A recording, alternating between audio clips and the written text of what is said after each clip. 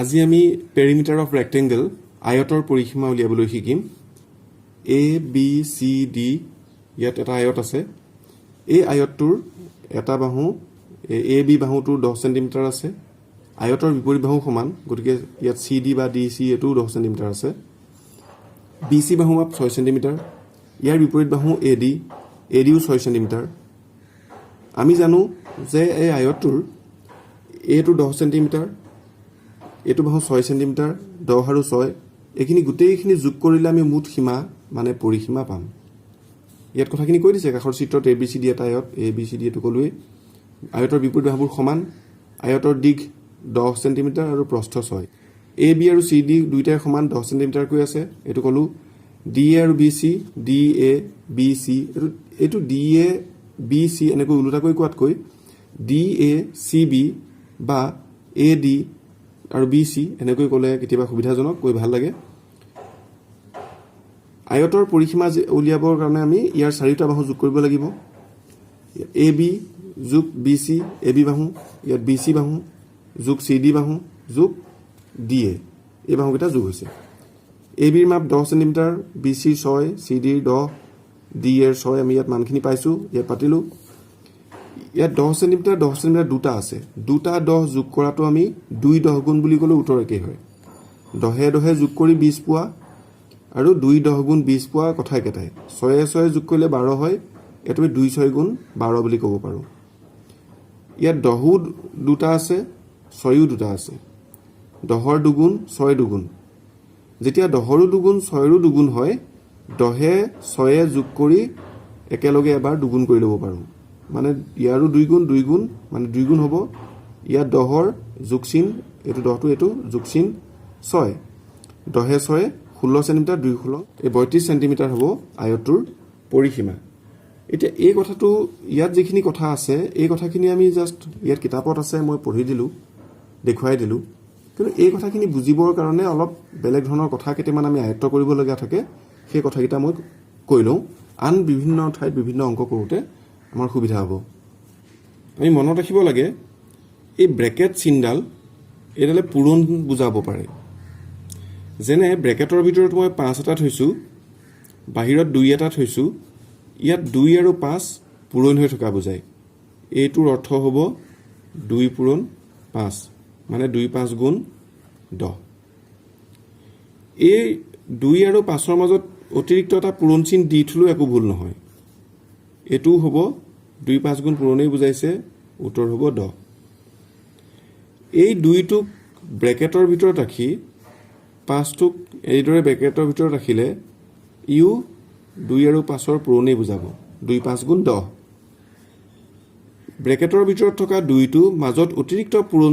চিন এটা দি পূৰণ 5, এতিয়াও এইটো পূৰণেই বুজাব, 2 5 গুণ 10। যদি 2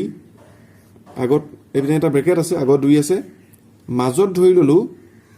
5 যোগ 3 ব্ৰেকেট বন্ধ কৰা আছে, এইবাৰো এই ব্ৰেকেট চিনটোৱে পূৰণ বুজাব। এইবাৰ এই 2টো এই 5 আৰু 3 দুয়োটাৰ লগতে পূৰণ হৈ থকা বুজাব। যিহেতু 5 আৰু 3 ব্ৰেকেটৰ ভিতৰত আছে, এই 2টোৰে 5টোকো পূৰণ বুজাব, এই 2টোৰে এই 3টোকো পূৰণ বুজাব। এজন ছাত্ৰই পিঠিত যদি এজন ছাত্ৰ তেওঁ পিঠিত বেগ এটা লৈ আছে, পিঠিত যদি তেওঁ বেগটো লৈ আছে, সেই বেগটোত থকা যিদৰে সকলো বস্তু, কিতাপ আছে যদি কিতাপ তেওঁৰ,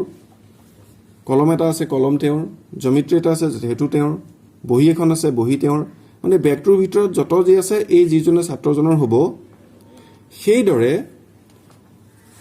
ধৰি ল'লোঁ 2 লগত পূৰণ হৈ আছে, এই ব্ৰেকেট এটা দিয়া আছে 5 যোগ 6 যোগ, ইয়াত যদি এক চিন এটাও থাকে, মাইনাছ যদি 3 এটাও থাকে, এইদৰে যদি ব্ৰেকেট এনেদৰে ক্ল'জ হৈছে, মই ভাবি ল'ম এই 2 হ'ল এজন ছাত্ৰ আৰু এই ব্ৰেকেটৰ ভিতৰত থকা বস্তু হ'ল ছাত্ৰজনৰ পিঠিত থকা বেগটোৰ ভিতৰৰ বস্তুবিলাক। মানে এই 5টো 2 লগত, এই 5টো 2 ভাগৰে পূৰণ, ব্ৰেকেটে পূৰণে বুজাইছে। 2 লগত এই 6ৰো পূৰণ হ'ব,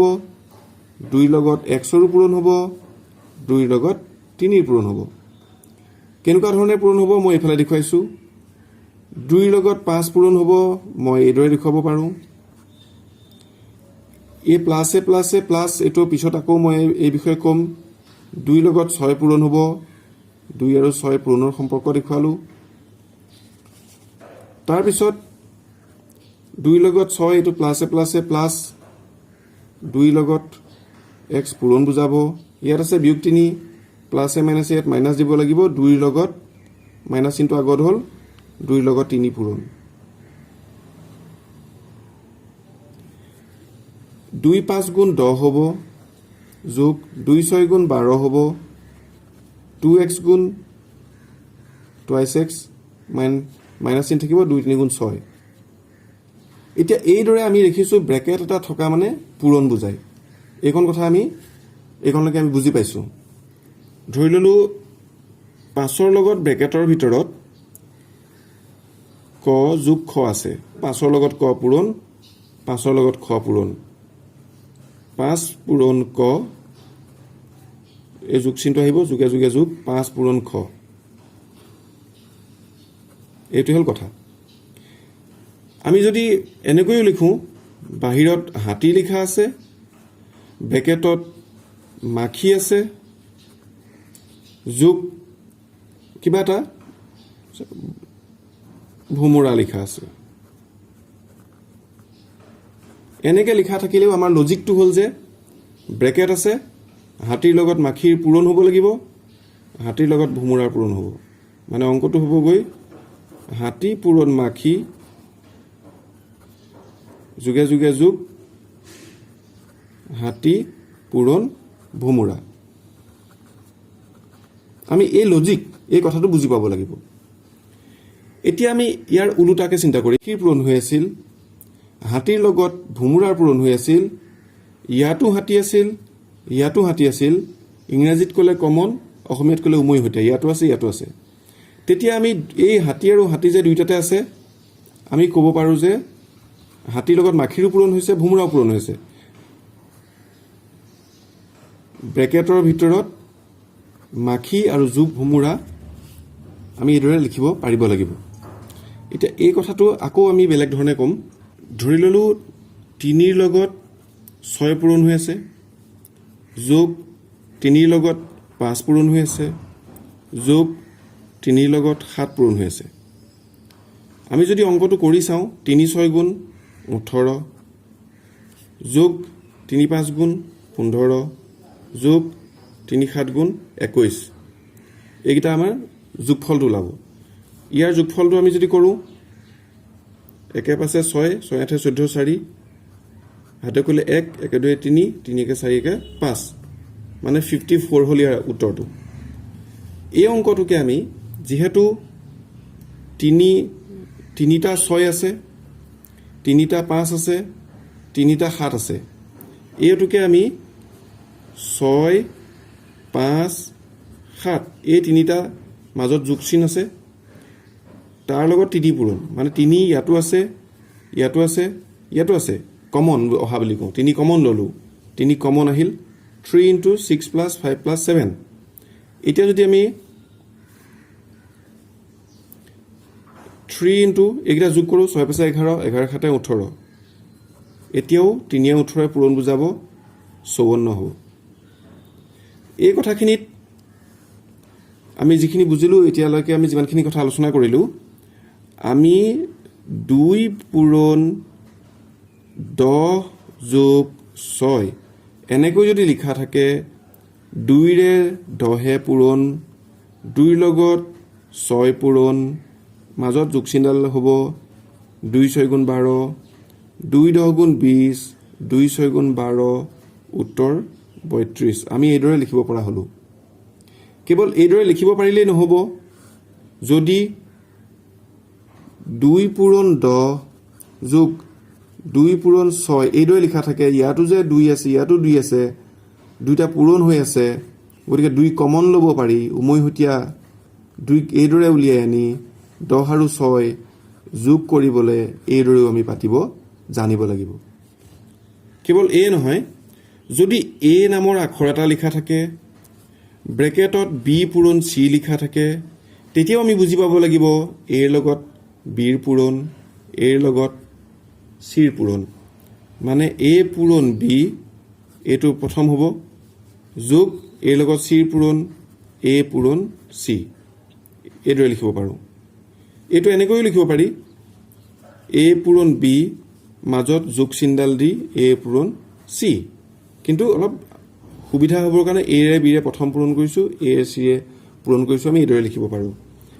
এ বি পূৰণ কৰিলে এ বি গুণ এ বি যোগ এ চি পূৰণ কৰিলে এ চি গুণ এ চি আখৰ হ'ল বুলি ভয় খাব নালাগে আমি এইটো বস্তু এইদৰে বুজি পাব লাগিব আকৌ যদি এ পূৰণ বি এ পূৰণ চি এইটো যে আখৰ লিখা থাকে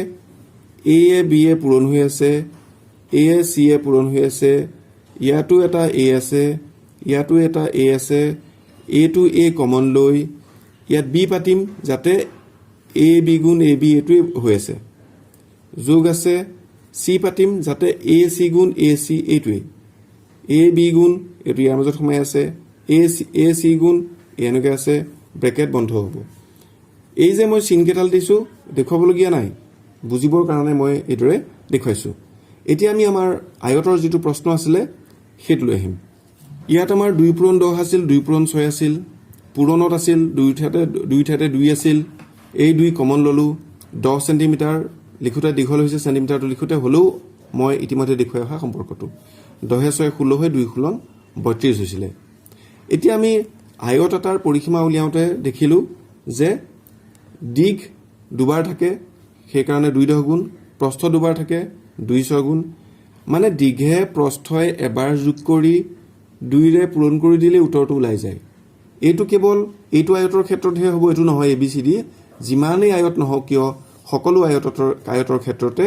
দীঘে প্ৰস্থই যোগ কৰি 2 পূৰণ কৰিলে উত্তৰটো ওলাব গতিকে এইটোক আমি এটা সূত্ৰ বুলি ক'ব পাৰোঁ গতিকে দেখা গ'ল যে আয়তৰ পৰিসীমা মানে এবাৰ দিঘ আহে অলপতে 10 চেণ্টিমিটাৰ আছিল প্ৰস্থ আহে 6 চেণ্টিমিটাৰ আছিল আৰু এবাৰ দিঘ 10 চেণ্টিমিটাৰ আৰু এবাৰ প্ৰস্থ 6 চেণ্টিমিটাৰ মানে দিঘ দুবাৰ আহে 2 পূৰণ দিঘ অথনি মই হাতী মাখি ভোমোৰা লিখিছিলোঁ ইয়াত দিঘ শব্দটো লিখিছে শব্দৰ কথা নাই ইয়াৰ লজিক ইয়াৰ যুক্তিটোহে আচল কথা 2 পূৰণ দুবাৰ দিঘ হৈছে দুবাৰ প্ৰস্থ দুবাৰ আছে 2 দুইটাতে আছে 2 কমন ল'লোঁ দীঘে প্ৰস্থই যোগ কৰিলোঁ মই কৈছিলোঁ ব্ৰেকেটৰ আগত পূৰণ চিন দিলেও হয় নিদিলেও হয় ইয়াত দি দেখুৱাইছে গতিকে আমি গম পালোঁ যে আয়তৰ পৰিসীমা মানে 2 × দিঘ যোগ প্ৰস্থ সমান্তৰিকৰ পৰিসীমাও সমান্তৰিকৰ বিপৰীত বাহুবিলাক সমান আকৃতিটো অলপ বেলেগ হ'ব পাৰে সমান্তৰিকৰ ক্ষেত্ৰতো আমি 2 × দিঘ যোগ প্ৰস্থ এইটো সূত্ৰই প্ৰযোজ্য হ'ব এইবাৰ আমি এটা উদাহৰণ চাওঁ এখন আয়তাকাৰ পথাৰৰ দিঘ আছে 50 মিটাৰ প্ৰস্থ আছে 30 মিটাৰ পথাৰখনৰ পৰিসীমা নিৰ্ণয় কৰা আমি আয়তৰ ক্ষেত্ৰত গম পাইছোঁ এই পৰিসীমা উলিয়াবৰ কাৰণে দিঘ দুবাৰ প্ৰস্থ দুবাৰ দীঘে প্ৰস্থই যোগ কৰি দুগুণ কৰিলেই হ'ল সমাধান দিঘ 50 মিটাৰ প্ৰস্থ 30 মিটাৰ পৰিসীমা হ'ব 2 পূৰণ দিঘ যোগ প্ৰস্থ 2 × দিঘটোক যদি লেন্থ তাৰ এল আখৰটো বুজায় প্ৰস্থক ব্ৰেথ যদি বি আখৰটো বুজাওঁ 2 × L + B আমি লিখিব পাৰোঁ ইয়াত তেনেকুৱা পৰ্যায়লৈ অহা নাই দিঘ প্ৰস্থ বুলি লিখা আছে 2 × 50 50 + 30 50 30 80 হ'ল 280 গুণ 160 মিটাৰ এইটো হ'ল আয়তাকাৰ পথাৰখনৰ পৰিসীমা গতিকে আজি আয়তৰ পৰিসীমা কিদৰে উলিয়াই আমি সেইটো গম পালোঁ পৰৱৰ্তী সময়ত আমি বাকী বিষয়লৈ বাকী প্ৰশ্নসমূহলৈ আগবাঢ়িম ধন্যবাদ